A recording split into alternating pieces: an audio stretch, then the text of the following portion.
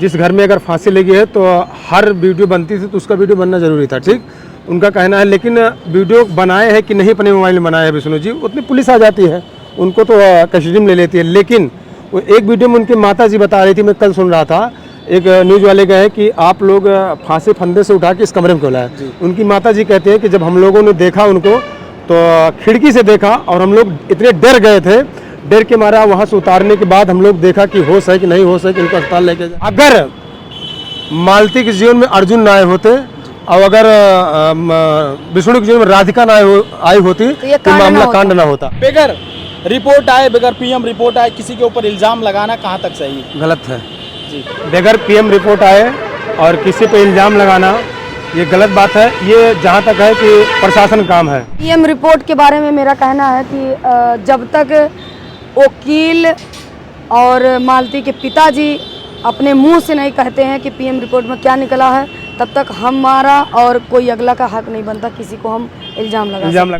करमचंद देहाती जी और चंदा भौजी जी, आप लोगों से एक मेरा सवाल है कि बगैर पीएम रिपोर्ट मालती चौहान जी के अंतिम संस्कार की प्रक्रिया सारी चीज़ें खत्म हुई, उसके बाद लोगों ने इल्ज़ाम देना शुरू किया कि हत्यारा ये है। किसी का बगैर रिपोर्ट आए, बगैर पीएम रिपोर्ट आए किसी के ऊपर इल्ज़ाम लगाना कहाँ तक सही है? गलत है जी। बगैर पीएम रिपोर्ट आए और किसी पे इल्ज़ाम लगाना ये गलत बात है। ये जहाँ तक है कि प्रशासन काम है और जहाँ तक कि है आदित्यनाथ योगी के राज में प्रशासन अपना अच्छी तरीके से कार्रवाई कर भी रही है।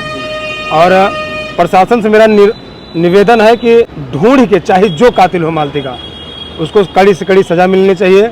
और पीएम रिपोर्ट अभी आई ही नहीं है। पीएम रिपोर्ट के बारे में मेरा कहना है कि जब तक वकील और मालती के पिताजी अपने मुंह से नहीं कहते हैं कि पीएम रिपोर्ट में क्या निकला है, तब तक हमारा और कोई अगला का हक नहीं बनता किसी को हम इल्ज़ाम लगा सकते हैं। और कोई विश्वास भी मानिए, सब फराड वीडियो बन रहे हैं।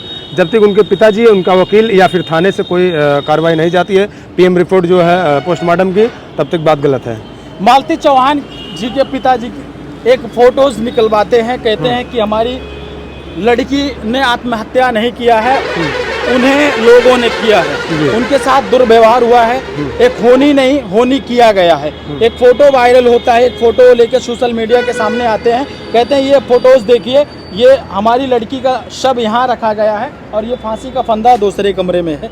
और इस पे आप लोगों की क्या राय? देखिए, इस पे मेरा कहना है, ये बात तो सही है, जिस घर में अगर फांसी लगी है तो हर वीडियो बनती थी तो उसका वीडियो बनना जरूरी था, ठीक, उनका कहना है। लेकिन वीडियो बनाए हैं कि नहीं अपने मोबाइल में बनाए हैं विष्णु जी, उतनी पुलिस आ जाती है, उनको तो कस्टडी में ले लेती है। लेकिन वो एक वीडियो में उनकी माता जी बता रही थी, मैं कल सुन रहा था, एक न्यूज़ वाले का है कि आप लोग फांसी फंदे से उठा के इस कमरे में क्यों लाए।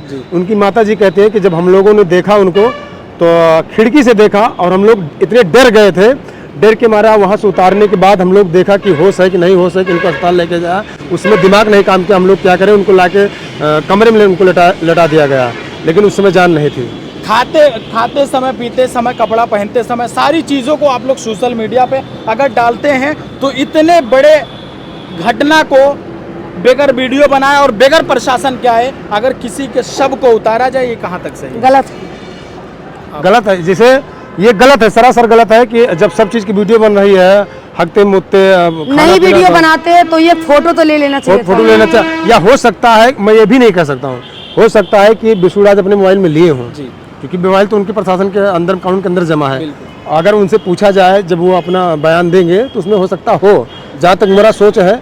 बाकी अगर वीडियो नहीं लिया गया है तो ये गलत बात है। एक ही व्यक्ति का नाम लिया जा रहा, मिस्टर विष्णुराज, और अर्जुन वर्मा और एक राधिका करके लड़की थी, उन लोगों का नाम कहाँ? मैं इतना कहना चाहूँगा, मैं किसी को निर्दोषी, मैं दोषी में नहीं ठहरा सकता हूँ, ये प्रशासन काम है। लेकिन अगर मालती के जीवन में अर्जुन ना आए होते और अगर विष्णु के जीवन में राधिका ना आई होती तो मामला कांड ना होता। आए दिन लगातार झगड़ा होता रहता था, दिन में होता था, शाम तक वो सही हो जाता था। लेकिन ये मामला मजाक करते करते करते करते इतना बढ़ गया कि आज दुनिया से मालती जी चली गई।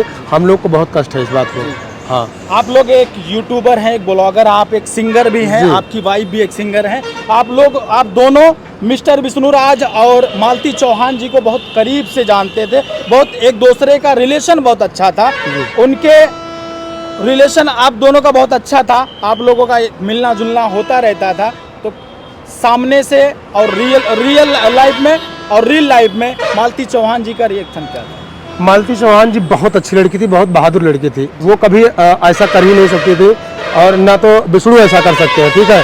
लेकिन जो इनके पीछे वाले लोग हैं, दुश्मन लोग, वो अपना फ़ायदा इसका उठाए हैं, पूरा भरपूर उठाए हैं, उसमें कहने की बात नहीं है। और 1 साल से मैं जानता हूँ, युवराज के बर्थडे में मैं अपना प्रोग्राम करके आया हूँ, मुंडन में मैं प्रोग्राम करके आया हूँ। मेरे स्टूडियो में अगर अयोध्या जाते थे विष्णु राज तो मेरे यहाँ रुकते थे, जाके बच्चों को ले करके गए हैं, मेरे स्टूडियो के उद्घाटन में गए, 2-2 3-3 दिन रुके हैं। हम लोग बहुत करीबी से उनको जानते हैं, बहुत अच्छे से जानते हैं, वो लोग बहुत अच्छे इंसान थे। मालती जो भी थी, एक चीज़ मैं कहना चाहूँगी, बहुत भोली थी। उनको किसी चीज़ में, किसी बारे में उनको कुछ और उसी भोलेपन का लोगों ने फायदा उठाया है। इतनी बदनामी होने के बावजूद भी उन्होंने कुछ गलत नहीं किया। बिल्कुल। ऐसी क्या मजबूरी आई, वो अपने मैके से ससुराल आती हैं, अचानक सुबह होते ही वो दुनिया को अलविदा कह देती हैं। देखिए, उनको लोग इतना प्रताड़ित कर दिए थे, वो खुद परेशान हो गई थी, मैं करूं क्या जीवन में। लोग इतना प्रताड़ित कर दिए थे कि घर का तो जो लोग किए थे किए ही थे, लेकिन प्रशासन जो है, मीडिया वाले, ब्लॉगर वाले, यूट्यूब वाले, सिंगर वाले, सब लोग इतने पूरे दुनिया में फैला दिए थे कि वो अपने आप वो बहुत परेशान हो गई थी।